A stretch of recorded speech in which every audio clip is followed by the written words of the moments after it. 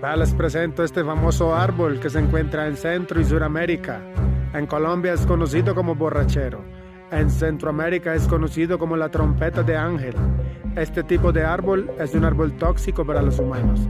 De allí sale la escopolamina, que lastimosamente la usan los malhechores para emborrachar a las personas y robarlas. Pero esto no debería de ser así. Es un árbol natural. Atrae los polinizadores. Esa flor maravillosa que ves atrae los colibríes y hace que vivan, y hacen que vivan los polinizadores. La madre naturaleza es mágica. Utilicémosla para el bien.